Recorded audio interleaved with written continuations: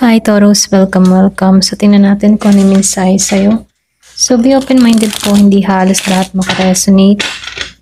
Thank you nga po pala sa mga nagsusubscribe, sa mga bumabalik. Maraming pong salamat. Give me the message for Taurus. Ano yung mensahe sa'yo?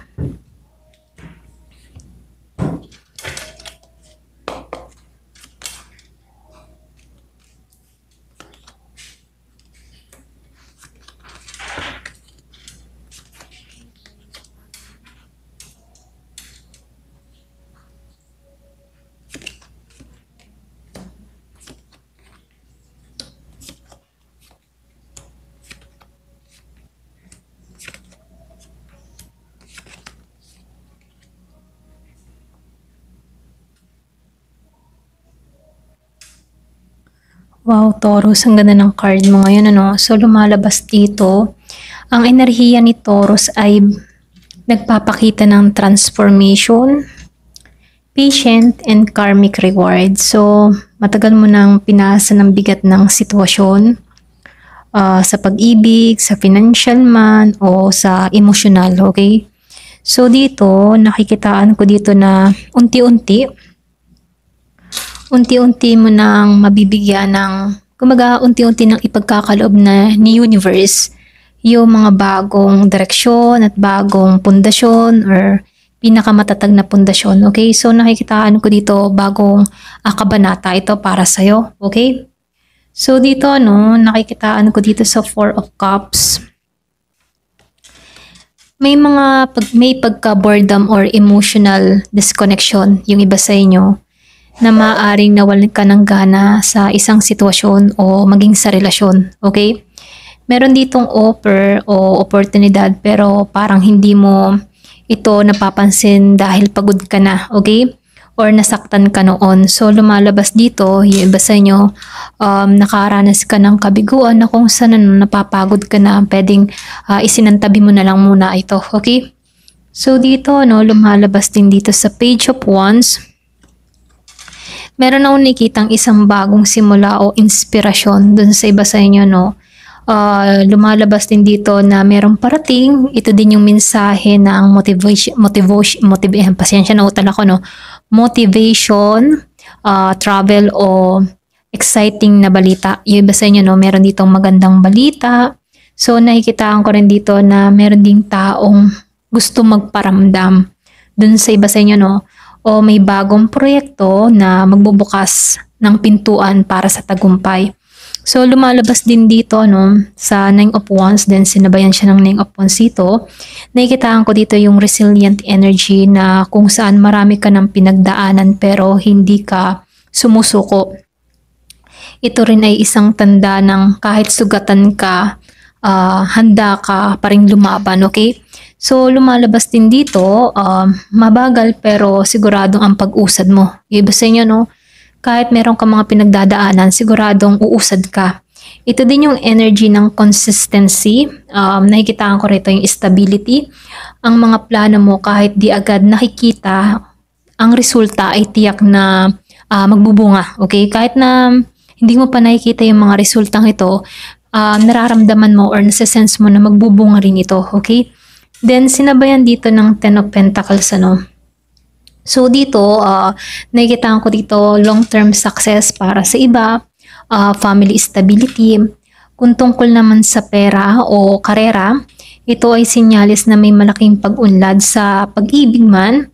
May posibilidad na commitment o long-term dun sa iba sa inyo, Meron ditong partnership na parating din, okay? So dito sinabay ng Four of Pentacles, nakikitaan ko dito ang pag-iingat sa yung mga tipo na pag-iingat sa mga pinaghihirapan, okay? Kumbaga lahat ng mga pinaghirapan mo ay magbubunga, okay? Maaring nagiging mas maingat ka ngayon, yung iba sa inyo, or sa puso, maging sa pera, kahit sa pera mo, sa puso mo. So andun yung pag-iingat mo.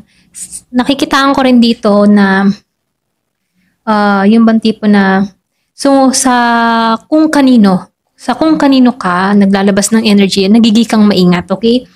So dito, sinasabihan ka dito na huwag ka din masyadong matakot na magbigay ulit ng tiwala. Taurus, okay? Iba sa inyo pwedeng nakakaramdam ka na ng takot or pwede rin nagsasawa ka na sa mga ganong nangyayari sa'yo, okay? So dito, sinasabihan ka dito ng barahan na huwag kang matakot, okay? Kumbaga, i-open mo pa rin sa panibagong pagkakataon na meron darating sa'yo, okay? So dito, no, sa Six of Swords, nakikitaan ko dito yung paglipat sa mas payapang yugto. Pwedeng iba sa inyo nagbabala ka mag-travel or pwede rin yung iba sa inyo meron ka nang aalisan dito. So nakikitaan ko rin dito, inalisan mo yung gulo, drama, o pagkalito, okay? So nakikitaan ko rin dito yung healing na nangyayari sa'yo, nakatuon ka sa, yung matipon nakatuon ka sa moving forward, okay? Nakikitaan ko rin dito na ito yung energy ng pagtawid sa mas malinaw na daan, okay? So, yung iba sa inyo, nagkakaroon ka na ng mas kaliwanagan dito, no? So, dito, nakikitaan ko rin dito sa The Wheel of Fortune na kung saan yung karma ay pumapabor sa'yo ngayon, okay? So, nakikitaan ko dito, good karma dun sa iba. Lahat ng mga pinagdaanan mo ay parte ng divine timing, okay? Kumbaga, nakikitaan ko dito yung major shift o kapalaran ang paparating na sa'yo, either sa love life or sa karera. Nakikitaan ko rin dito yung good luck at magandang kapalaran, okay? Kumbaga, naka-align sa'yo yung mga yon, okay? Yung good luck, love life, okay? Kumbaga, naka-align na to para sa'yo.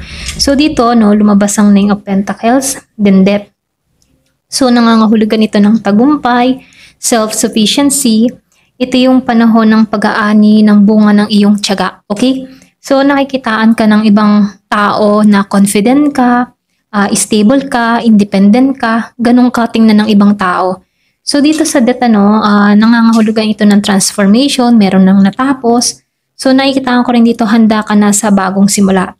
May natapos man, pero ito yung tipong may matatapos, pero ito ay para bigyan ka ng daan sa panibagong yugto. Hindi ito sa wakas, kundi simula ng mas makabuluhang kabanata. Okay? So dito, no, nakikitaan ko rin dito na yung pinaka buod na mensahe para sa iyo, no. Dumaan ka man sa mga yugto or napagod ka man, or nadismaya ka man, pero ito yung simula ng pagbabago. Okay? Kumbaga, nakikitaan ko rin dito, yung mga barang ito ay tanda ng rebirth, at success matapos na ang mahabang paghintay sa pag-ibig, may posibilidad ng pagbabago sa direksyon, okay? So dito, mula sa luma, nakikitaan ko dito tungo sa pagbabago, okay? Mula sa luma tungo sa bago. So, mas totoo at mas payapa na yung mangyayari at magaganap sa'yo, okay? Ayan, hanggang dito na lamang po. Thank you for watching. Love and peace.